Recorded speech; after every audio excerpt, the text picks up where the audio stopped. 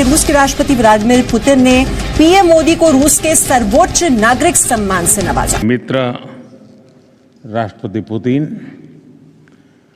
रूस के सर्वोच्च अवार्ड से सम्मानित करने के लिए मैं हृदय से आपका आभार व्यक्त करता हूं। ये क्या कर क्या रहे हैं भाई? या खुदा के लिए, फॉर गॉड सेक, किसका नुकसान हुआ? वो तो पाकिस्तान का नुकसान हुआ है ना। नदीम अफजल चंद साहब, ये इसमें हम अपने दोस्तों की तादाद में इजाफे के लिए मजीद क्या कर सकते हैं? क्योंकि अब मोदी साहब, जिनको हमारे वज़ीर-ए-आज़म फाशिस्ट कहते हैं, तो उनके सबसे बड़ा उनका मेडल है, जायद मेडल, वो उनको दिया जा रहा है। देखिए, मेरे ख्याल में जो हमारा इशू है ना जी, कश्मीर का इशू, ये इस वक्त एक ऐसा इशू बन चुका है कि ये इंसानियत का जो है ना जी कत्ल, जो वो इंतहा तक पहुंच चुका है। और अब जो भी उसका साथ देगा, जो भी मोदी को, कोई भी मुल्क हो, खा हमारा कोई दोस्त मुल्क हो या हमारा मुखालिफ मुल्क हो, लोग उनके अपने इंटरेस्ट यकीनन हो सकते हैं, उनके अपने कारोबारी इंटरेस्ट हो सकते हैं, लेकिन मैं समझता हूँ कि इस वक्त पाकिस्तान के लिए नंबर 1 प्रायोरिटी कश्मीर है। सो मोदी साहब पुतिन को मिल रहे हैं, जबकि मोदी साहब के सारे दोस्त वॉशिंगटन के अंदर पुतिन के खिलाफ सोच रहे हैं कि हमने पुतिन से कैसे लड़ना है और पुतिन के खिलाफ कैसे इकट्ठे होना है। ये आप देखें, ये कंट्रास्ट को जरा चेक करें। ठीक है जी, इस कंट्रास्ट को जरा चेक करें, इस सिचुएशन को जरा एनालाइज कर लें आप। नरेंद्र मोदी को रूस का सर्वोच्च नागरिक सम्मान दिया गया।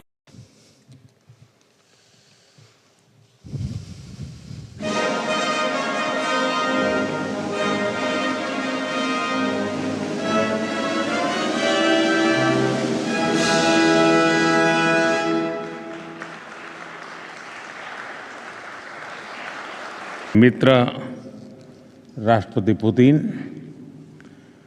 रूस के सर्वोच्च अवार्ड से सम्मानित करने के लिए मैं हृदय से आपका आभार व्यक्त करता हूं। यह सम्मान केवल मेरा सम्मान नहीं है, यह 140 करोड़ भारतवासियों का सम्मान है। अब उनके पास पैसे हैं, हर मुल्क कहता है 500 की लेना, केड़ी बंदूक लेनी, केड़ी गोली लेनी, केड़ा जहाज लेना, केड़ा टैंक लेना, केड़ी तोप लेनी। तो आज तो उनको इस अंदाज से पूछा जा रहा है।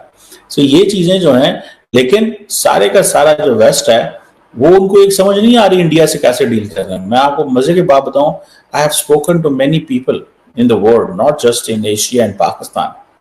मैं एक दफा एक डिप्लोमेट को यूरोप में मिला, एक यूरोपियन डिप्लोमेट थे वो, definitely I will not name the country.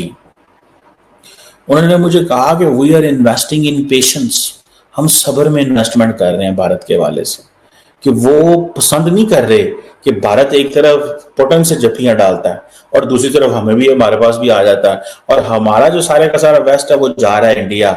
हमें समझ नहीं आ रही कि हमने क्या करना है, क्योंकि आज तक कभी इस तरह के हालात ही पैदा नहीं हुए। क्योंकि जितना भी यूरोप था ये तो एक है, पर दूसरा इनको कभी जरूरत ही नहीं पड़ी किसी दुनिया के मुल्कों की। अब चाइना के मुकाबले में वो आ गए हैं वो। अच्छा, यूरोप की पोजीशन चाइना के बारे में और है, अमेरिका की और है। आप छोटा सा एक और क्लिप देख लो उसमें। लेकिन मुझे ऐसा लगता है कि कहीं ना कहीं मोदी जी पुतिन को समझाने गए हैं और कहीं ना कहीं बाकी दुनिया का मैसेज लेकर गए, क्योंकि पुतिन ने और किसी की सुननी नहीं है। देखो, ये सब बातें शी जिनपिंग बोलेगा नहीं पुतिन को। क्यों नहीं बोलेगा? क्योंकि शी जिनपिंग चाहता है कि रूस की वेस्ट के साथ ना बने। वो अपनी रोटी सेक रहा है ना यार। आपको पता है, वेरी रिसेंटली इटली में जो मीटिंग हुई थी, वहां पे जेलेंस्की भी आया था, और जेलेंस्की और मोदी जी की बातचीत हुई है, हैंडशेक हुआ है, और जेलेंस्की ने मोदी जी को इनवाइट करा है कि आप कीव आइए। उसने बोला है जेलेंस्की ने कि मोदी जी आप आइए, क्योंकि उसको भी पता है वो क्यों बुला रहा है। He is very smart. Zelensky को पता है कि एक ऐसा बंदा जिसकी पुतिन सुनेगा, उसका नाम है मोदी। दोस्तों, आपने देख लिया कल के वीडियो का क्लिप। साफ सीधी बात है, मोदी जी वहां पे गए हैं और मोदी जी खत्म करवाएंगे रशिया यूक्रेन का वॉर। मैं ये नहीं कह रहा कि अकेले खत्म करवाएंगे, इसमें और भी पार्टीज होंगी, लेकिन फ्रंट फुट पे मोदी जी खेल रहे हैं, because he is the most well placed. Xi Jinping बोल पाएगा? नहीं बोल पाएगा, क्योंकि शी जिनपिंग चाहता ही नहीं लड़ाई खत्म हो। शी जिनपिंग चाहता ही नहीं है कि लड़ाई खत्म हो। अमेरिका नहीं चाहता लड़ाई खत्म हो। यूरोप नहीं चाहता लड़ाई खत्म हो, सब चूं चूं कर रहे हैं, nobody wants the war to end. That is why they are funding the war. India is neither funding the war nor it is supporting either side. इसलिए मोदी जी से आज की तारीख में, क्योंकि इंडिया ने एक जिसको कहते हैं ना कि स्ट्रेटेजिक ऑटोनॉमी की इंडिया ने बात करी है खुद के मामले को लेके, इसलिए आज की तारीख में पुतिन से मिल गए। अब वो दिन दूर नहीं है, मोदी जी जाएंगे जेलेंस्की से मिलने कीव में।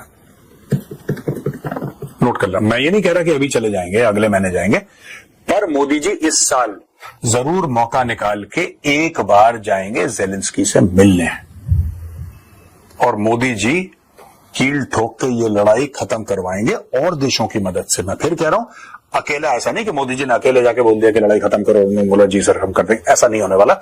लेकिन India is the most well placed country to talk to both Russia and Ukraine, और कोई कर ही नहीं सकता, क्योंकि सबके उस लड़ाई में लोगों ने अपने, जिसको कहते हैं ना कि अपने बाजियां लगा रखी हैं यार लोगों ने। अमेरिका की यह बाजी है कि हम बिलियंस ऑफ डॉलर्स देंगे, किसी तरीके से रशिया को नुकसान हो जाए। चाइना कह रहा है कि हम रशिया को हथियार देंगे, किसी तरीके से वेस्टर्न कंट्रीज को नुकसान हो जाए।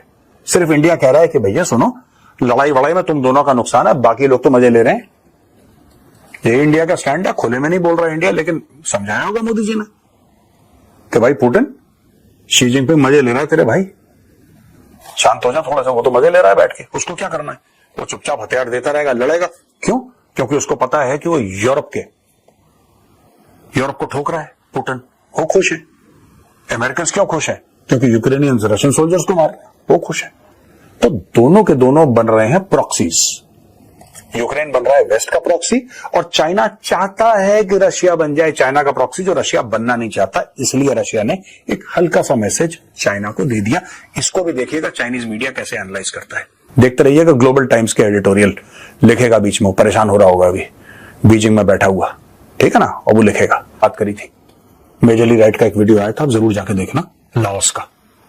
लाओस के साथ क्या करा ये रशिया को पता है, इसीलिए रशिया ने चुपचाप भारत को मैसेज ये दिया है कि यार देखो, आप ये मत सोचना कि हम बिल्कुल चाइना की गोद में जाके बैठ गए, हम आपको बहुत इंपॉर्टेंस देते हैं। इसमें यह मतलब नहीं है कि इंडिया को ज्यादा इंपॉर्टेंस देता चाइना से, लेकिन ये मैसेज इंडिया से ज्यादा उसने चाइना को दिया है कि आप इंडिया को हल करना। अब आप ये मत कहने लगना कि मेजर साहब ऐसा है कि कल अगर लड़ाई होगी तो कौन किसका साथ देगा।